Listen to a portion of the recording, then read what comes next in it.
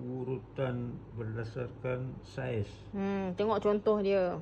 Contoh. Contoh ni saiz. Saiz apa? Saiz W. Yelah, dia tunjuk yang ini besar. Betul. Ni mana lagi? Mana paling kecil?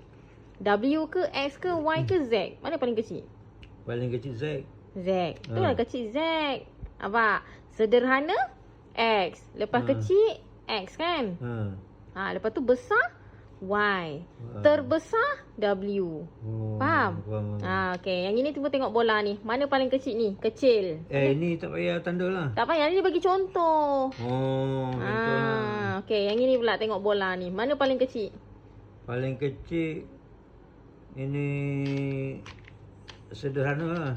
Bukan. Yang paling kecil. Mana gambar yang paling kecil? X. X kan? X tulis kat sini. Kecil. Kecil X ni. Okey. Yang sederhana mana? Sederhana. Terbesar ni. Satu-satu dulu. Sederhana dulu. Mana? Sederhana ni.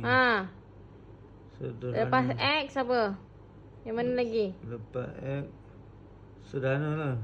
Yelah. Lepas X. Tengok ni je. Jangan tengok benda-benda lain. Gambar ni je. Ni tadi X dah tulis kecil kan? Lepas yang kecil ni mana lagi besar sikit? Besar sikit Z. Tulis sini Z. Lagi besar.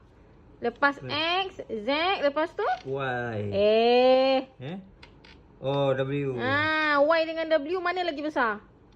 Y besar. Y ni yang terbesar. Besar ni W.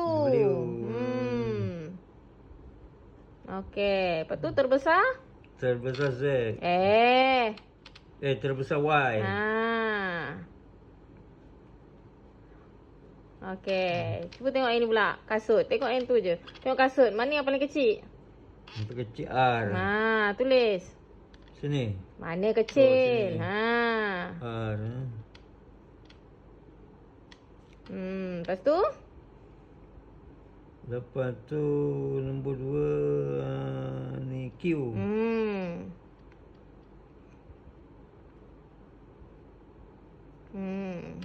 Lepas tu? Nombor 5. 5 apa tu? S. Saiz S. Terbesar? Terbesar T. Okey. Ini bawah? Bawah. Yang kecil sekali C. C kecil. Lepas tu? Nombor 2 A. Lepas tu? Nombor 3 D. Nombor 4 B.